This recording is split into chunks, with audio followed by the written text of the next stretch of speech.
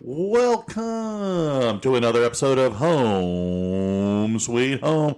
My name is Rod McCall. And my name is Bryce Runge. How you doing today, buddy? Doing decent. You know, I tried to go low-key with, not being a guest show announcer, but that ain't me. Sorry, Beth. No. Did she have something to say about that? Well, you remember, she said, a while back, and so I tried to be, kind of mellow the last few episodes of introducing. And so, but I'm going, I'm a lot of things, but low key and mellow. No, that might not be one. Those are not you. Those are things I would not use to describe you. Okay, gotcha. No. Might be a few other words that might not be good for above G-rated audience. But. Oh my goodness. What will be good though for this show is I did want to make a special announcement today. Okay, good. While we were recording. Okay. You're pregnant. No. Oh, okay. And neither is Suzanne. You know what's so funny? She put Bristol in a shirt the other day, and we were at her dad's, and her brother was there. And he looked, and then he looked again at the shirt. He's like, what is this? And her shirt says, I'm going to be a big sister. And we start laughing. He's like, is this some sort of joke or something? What the heck? I'm like, dude, really? No, it was Briar's shirt. We just put her in it, and then we were laughing. Like, I don't think that's the case. But if it is the case, then we've got a problem. Hey, miracles happen, baby. Oh yeah. But anyway, today's August 22nd. I'm going to date it because I do want to make sure that I recognize you on your special birthday. Oh my God! I shouldn't have said anything. I knew it was your birthday, jackwagon. I told you I sent you a message on Facebook, but you, for some reason, don't go on social media during the school hour. Well, because I actually teach from bell to bell. Maybe I should survey your kids and ask them if you teach. Go right ahead. Anyways, today's your special day. Happy birthday! Well, thank you. I didn't get you a gift. However, being in my presence is kind of a gift to you. Where's my cake, man? Where's my freaking cake? How about a cupcake? Let's go get a beer later. Okay, that'll work. Okay, perfect. Root beer, right? Root beer. Root beer, the original root beer. Oh, okay, all right. There's an alcoholic root beer. Shut the front door. Yeah. My brother introduced it to me a long time ago. It's coming to me like Dad's root beer or not your dad's root beer. Not your dad's root beer. Oh yes, that's true. Yes. I did know that. I did know that. Now that you say that, I think I had a sip of it or something. Yeah. And I was like, whatever. Well, I'd rather have a beer. Oh, make a root beer float be a little bit different. It'll be a little bit different. All right. Well, let's move on to something more important. Yes. Anyways, off air, we were talking about Braddock's and him doing different sports and whatnot, and just trying to figure out what he wanted to do. Okay.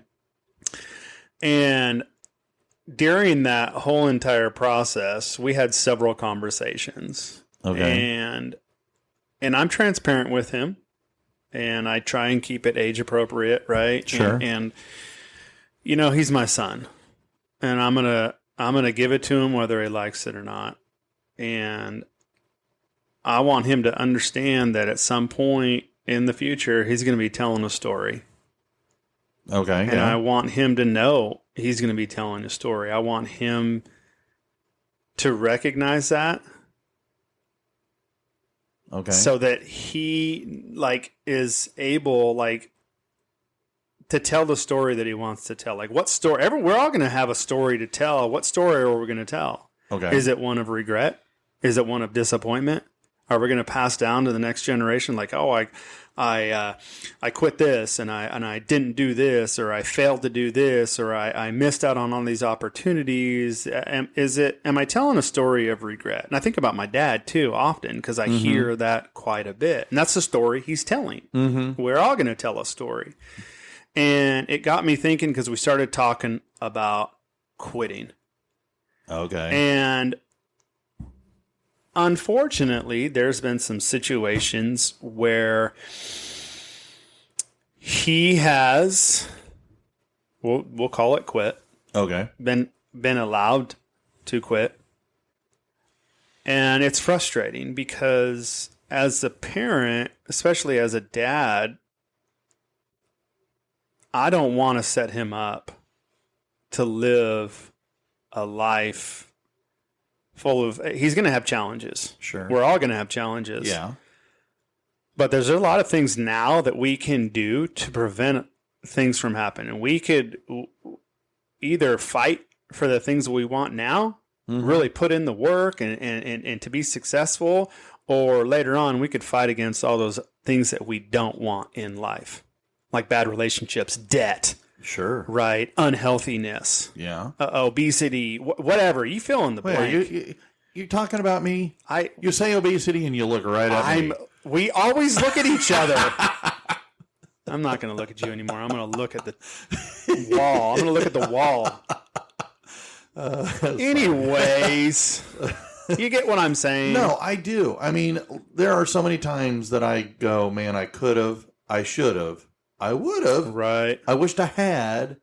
And, again, I guess you do things like that around your birthday, especially, well, I'm not as young as I used to be, but you do. You look at and you go, man, and you kind of take a stock or an evaluation of your life. And no, you're absolutely right. And so I see where you don't want him to kind of have some of the same issues that most everybody has. Yeah. It's okay to step away from things that aren't working, right? Or, hey, I've tried this and it didn't work. This didn't work out. That's fine. But,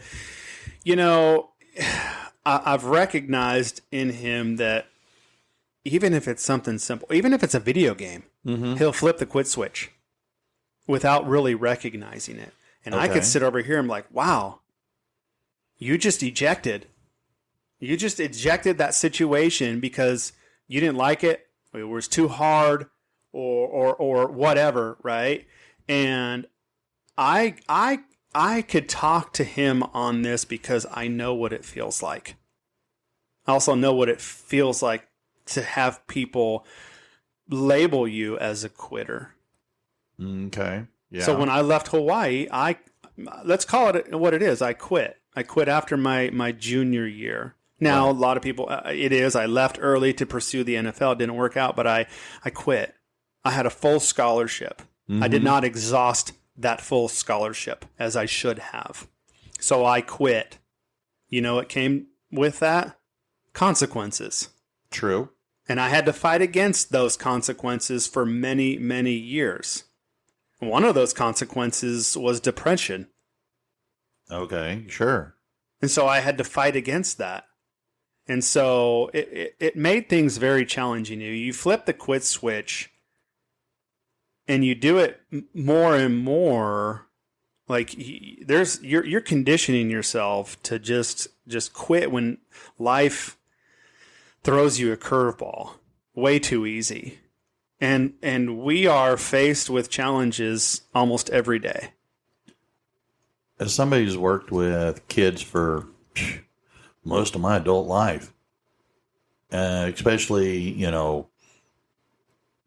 teenagers, I see that frequently. It's a little hard, so they quit. Right. It's a little challenging, they shut down.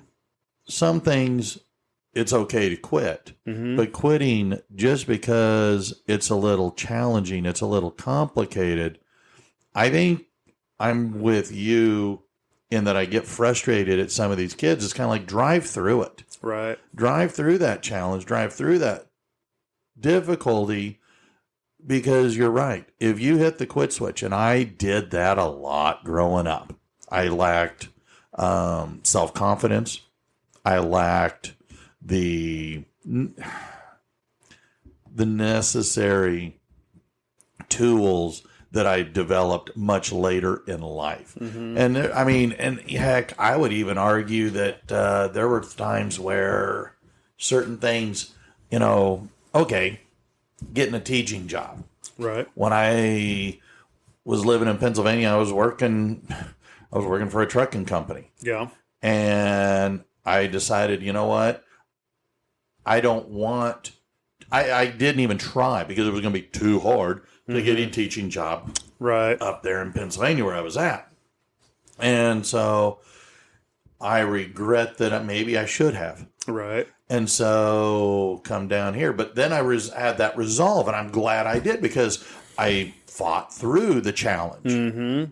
And I got something that has been a very rewarding career. Right. And so when you fight through it, great things happen. Yeah. When you quit because, it gets a little tough, well, then you're right. You do have. Mm-hmm. So, no, I get it. Yeah, and that's kind of where I wanted to go today with this, and in fact, when I was writing some stuff down, I had given it a title: Eject or Adjust. Okay. So in hard times, you're the one or two people. You're either going to eject because it's too hard, or you're going to adjust. Okay. And you're going to find a way.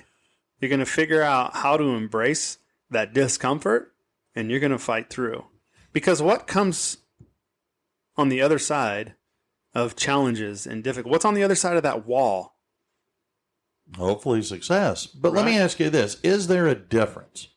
Again, playing a little devil's advocate. Sure. If you're in a relationship that just isn't working, do you eject or do you adjust? How do you know? Like if you're in an abusive relationship and you're trying to make it work. In my first marriage, I tried to adjust what was an unhealthy relationship. I should have ejected, may have had a different outcome. Right. Had I ejected sooner rather than constantly adjusting. Right. So is there a difference here in what you're in this eject versus adjust? How do you know when to eject versus, from something that's unhealthy, an unhealthy work environment, for example, an unhealthy friendship with a person, somebody you're hanging out with and you like their friendship, but they're doing, drugs and, stuff like that. Right. And maybe you should not, or maybe they're into stealing cars. Right. That's an unhealthy activity. You should eject from that. Right. So how would you be able to tell the difference of when it's necessary to eject because it's the wrong thing and how to versus adjust? Well, first and foremost, if you're a listener, I would say go back to our list of shows. There's a ton of episodes on unhealthy relationships. True. Really, true. there really is. And we've talked about that several times. Okay. About recognizing if you're in an unhealthy relationship and what to do to get out of it. But it is hard, right? Especially if you're in an abusive relationship. I don't know why people stick around. Because they're going, well, I know there's a good person in there. Right. And they used to be good. And I think if I try a little harder. Right. Then, or adjust a little differently. And that's where I was asking, how do, now I get it when you're, like Braddock's, he's working real hard for, he's at school, he's doing, if it's doing something that's easy, playing music. And that's easy to adjust. Right. But once you hit a brick wall, you hit some difficult times. How do you know that that's when you adjust versus eject? I guess that's kind of my point. How do you look at a situation and know when is it healthy to eject? When is it healthy to adjust? Yeah. I guess there's going to be a lot of different things. Yeah, there's a lot of things. Do you want to go through them? Yeah, because is that cool? Okay. So, I mean, what are some of the things? What are some strategies? Yeah, it helped me again as I look at a situation to know when is it healthy to adjust versus eject. Okay, so I think first and foremost, we gotta recognize and acknowledge our emotions. Okay. Okay, whether we're feeling sad, angry, anxious, or overwhelmed, it's okay to have these feelings. But I don't think it's okay to suppress them. Instead, we need to allow ourselves to experience and express them in a healthy way. Okay. That would be a strategizer. Acknowledge and recognize our feelings. Okay. I can see that. Does that make sense? I think it does. Okay. I mean, if I'm feeling extremely anxious about what somebody's doing, then again, look at it from. No, I think you're right, because look at what's causing you to feel. You're right. What those emotions you just said were. Right. There's a list of things that we talk about, self-care, taking care of yourself physically, mentally, and emotionally during times of difficulty. Okay, sure. Right. If you're in an unhealthy state, it's easier to hit eject. True. If you're not firing on all cylinders, you're not sleeping well, you're not eating well, you're not taking care of your mental health, you're going to flip the switch real easy. Fair point. I've done that. Yeah, me too. And then I go back to that regret. Right. It's driving me right now. Yeah. As far as I hate getting up and walking in the morning. It is 84 flipping degrees this summer at 5:30 in the morning. Yeah, it's hot. But I look at myself in the mirror and I step on the scale and it says, "Coffee, I can't breathe." And so that motivates me to keep going. But then I've also read plenty of other things that said through exercise, it helps your cognitive ability to think and focus and concentrate and deal with difficult tasks. Right. And I'm going, well, I got a lot of those, so keep up the exercise. Right. So I don't like it, but I know that I'm benefiting in many ways. So and that's, when we're talking about that specifically, a lot of people don't like it. Mm-hmm. It, in some opinions, sucks. Mm-hmm. And we got to do things that suck. If we want to get results, we have to sometimes do things that suck. Yeah. No, I hear you. Right. And we've been doing ice plunges. Braddock's and I, we've been working out, and he's been golfing quite a bit, and it's hot outside, and then he's been working out, and he's really been getting after it, which I'm really proud of. And then I started introducing the ice plunge. It's super cold, right? Where do you get that much ice? Well, I have buckets in our freezer, our stand-up freezer, and they freeze. So of water, and so it freezes. Giant ice cube, right? Put that in the tub, the big tub that I have in our garage. It's actually a water trough. And you put those in the water, and then it melts, and it creates a very cold water. Does that make sense? Are you tracking with me? I think when we finish, I mean, I'm sweating like a misbehaving child at church. You can. I need to go do that before I jump in the truck. Yeah. Okay. No, but I see what you're saying. So you're taking that challenge.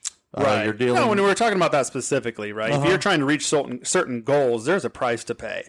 True. And that price, there's a label that comes with it called "Things Suck." This sucks. Yeah. You have to embrace the process.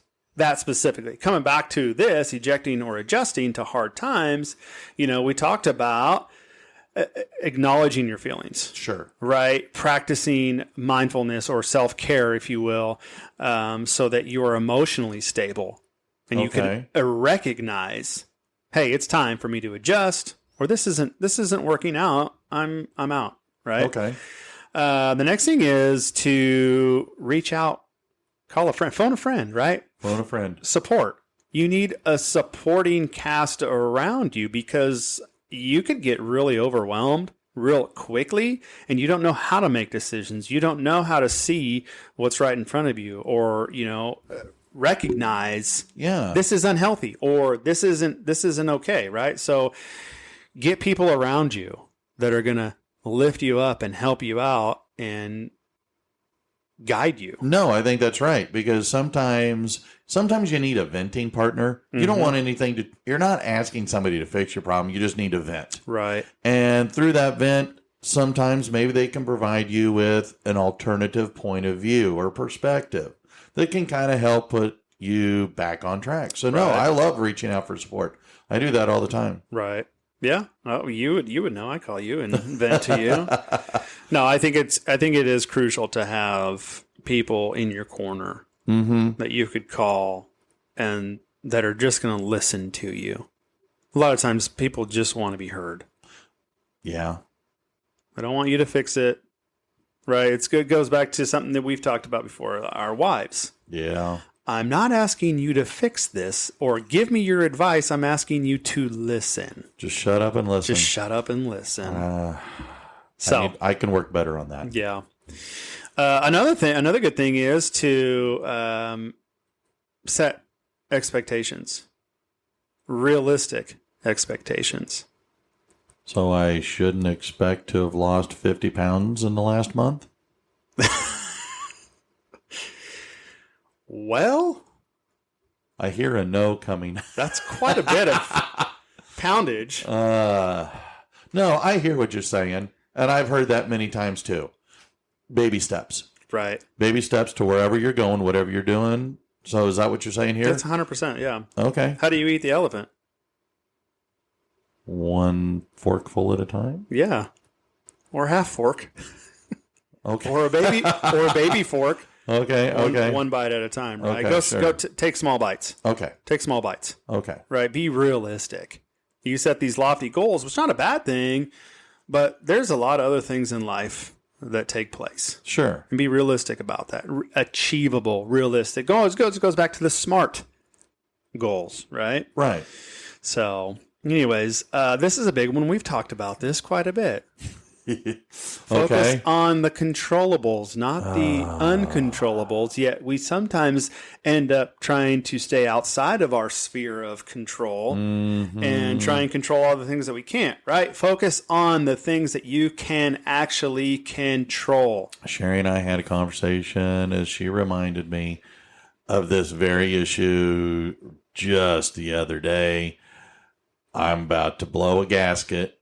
Yeah. And she goes, look, you can't control what other people do. You can only control how you respond. Right. So I hate this. As truthfully as it is, as accurate as it is, God, I hate this one. Yeah. But it is good when you can remember it. Yeah. No, it is hard. But all right, moving on. Another thing would be to, I think I mentioned this earlier by mishap, but mindfulness, practicing mindfulness and rest, right? Okay, so I'm going to take a time out, go lay down, take a nap. Go for it. I'll continue without you. It is so important. I have struggled probably most of my life with this. In the last couple of months, I've been really trying to implement rest. And that might be on Sunday, or it might be a different day. It doesn't matter what day it is, as long as you have a day where you rest and unplug. Yes. And that's... Don't have your phone in your pocket. No, I got you. Unplug. Throw it in a drawer, but unplug. Pray, meditate, relax, whatever you do, but rest. No, I agree with you. And that's something that when I don't, like, for example, you have a busy weekend.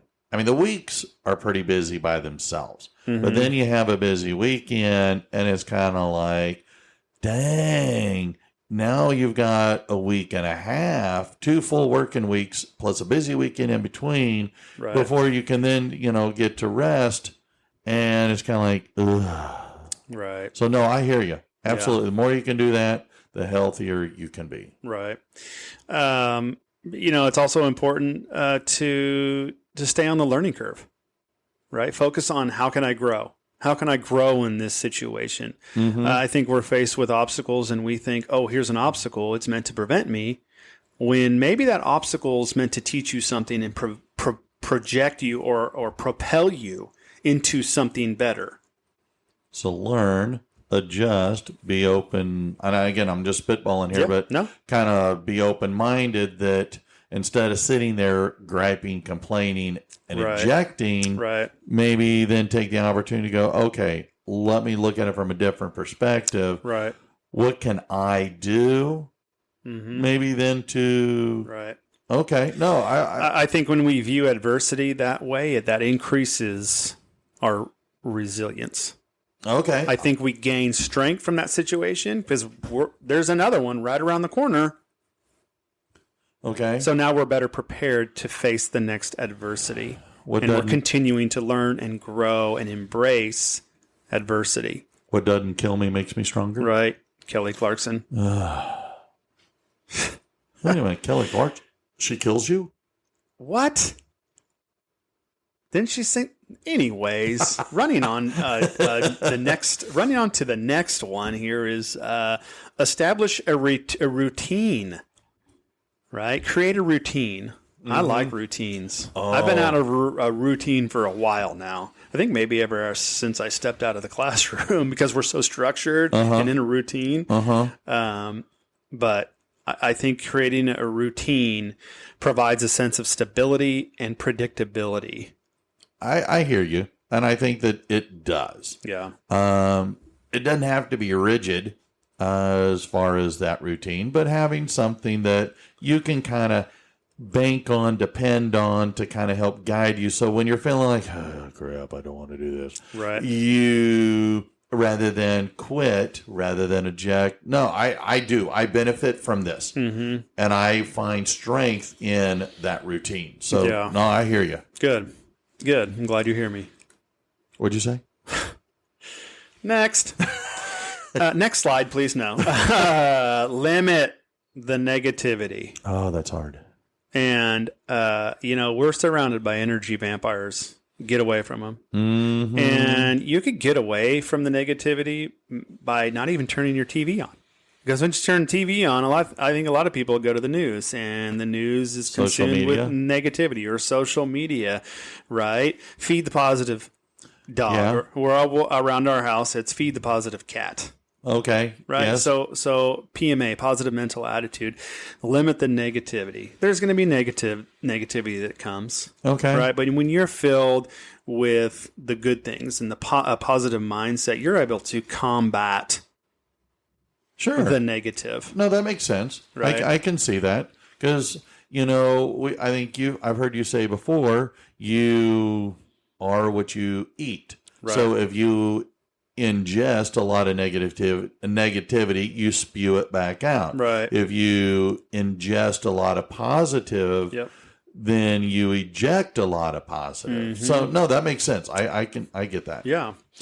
Another one would be to engage in uplifting positive activities. Okay. You mentioned a couple. Well, you walk, right? That's not. Well, anyways. Hobbies or exercises. Okay. Spending time with loved ones. Yeah. Those things help boost your mood and provide a welcome distraction.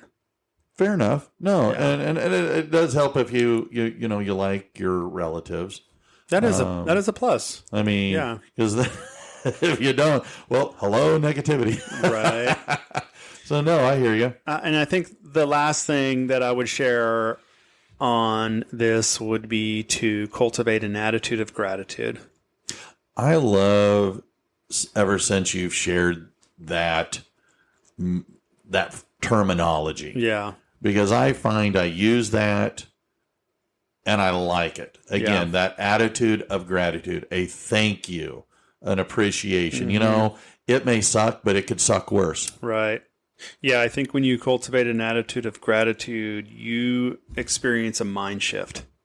And just going back to what you just said, like you look at things so much differently. You you see things through a new lens, if you will, a new perspective. And so I think that's so important. We're all going to experience challenges. We're all going to go through hard times. And going back to the beginning, it's important for me as a dad to help my son recognize those things and recognize, hey, did you notice? Did you see that? You hit the flip switch real quick, the quit switch real quick on that one. And he's starting to, oh yeah, it's because you've been conditioned now. And I think that when we as adults can recognize it in ourselves, and then can potentially help our children see this, right? Then maybe we can help teach them resilience at an earlier age so that when they hit more adversities in life as they get older, more disappointments, then rather than eject, right, they adjust. Yeah. And I think that honestly, and maybe it's not, but maybe we're in a generation where kids, young adults don't know how to handle hard. I think a lot of adults don't know how to handle hard. Well, true. Yeah. But I have recognized that a little bit more. It's like, okay, well, what could we do? How could we educate and empower others to embrace hard things? Life is hard. Yeah. Life is hard. We're going to be faced with a lot of hard things, challenges in life. And as long as we, Siddhartha Gautama, the Buddha, he says universal truth, life sucks. Yeah. And the number one reason why life sucks is because we want stuff. Right. And it's kind of like, when you recognize that, we want something. Well, what is it that you want? How much can you control it? Right. And I think using these points or strategies that you just outlined can help anybody develop some of that stronger fortitude so that way we can, drive on. Right. And instead of I agree. The quit switch. I just, for me, experienced that, my experience at Hawaii, it was hard. It was challenging. And I walked away. And that, I'll always remember that feeling. I don't have regret. I know God's using my story to help and encourage and empower others through those things that we've experienced. Sure. You're doing the same thing. Yeah. But I know that feeling. And if we could help prevent others from that, again, there's a time to eject and there's a time to adjust. There's a time to embrace the pain, embrace the process, right? Because on the other side, there could be some really good things.